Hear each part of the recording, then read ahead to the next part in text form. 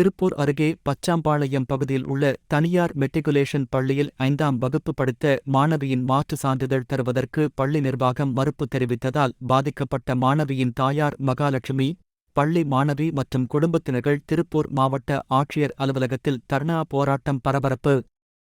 திருப்பூர் அருகே பச்சாம்பாளையம் பகுதியில் உள்ள தனியார் மெட்ரிகுலேஷன் பள்ளியில் கணவனை இழந்த பெண் மகாலட்சுமி என்பவர் தனது மகள் 5ஆம் வகுப்பு வரை இந்த பள்ளியில் சேர்த்து படித்து வந்துள்ளார்.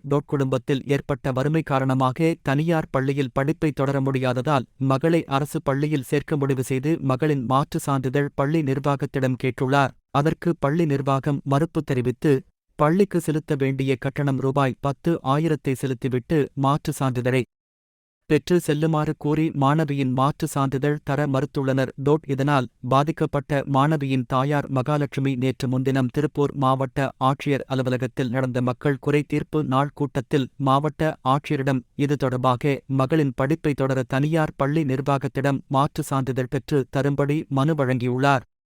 இந்த மனுவானது முதன்மை கல்வி அதிகாரியிடம் வழங்கப்பட்ட நிலையில் அவர்கள் தனியார் பள்ளி நிர்வாகத்திடம் பேசி மாணவியின் மாற்று சான்றிதழை பெற்றுத் தர நடவடிக்கை எடுக்காமல் நீங்கள் பள்ளிக்குச் செலுத்த வேண்டிய தொகையை 10,000 செலுத்தி சான்றிதழை பெற்றுக்கொள்ளுங்கள் என கூறியுள்ளனர். இதனால் பாதிக்கப்பட்ட பள்ளி மாணவி தாயார், மாணவி மற்றும் குடும்பத்தினர்கள் திருப்பூர் மாவட்ட ஆட்சியர் அலுவலக வளாகத்தில் குடும்பத்துடன் தர்ணா போராட்டத்தில் ஈடுபட்டனர்.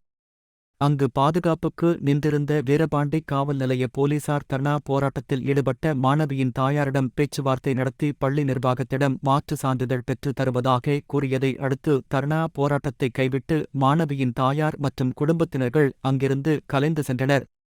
கணவனை இழந்து ஏழ்மை நிலையில் வாழும் மாணவியின் தாயார் வேதனையுடன் திருப்பூர் மாவட்ட ஆட்சியர் அலுவலகத்தில் தர்ணா போராட்டத்தில் ஈடுபட்ட சம்பவம் பெரும் அதிர்வலைகளை ஏற்படுத்தியுள்ளது.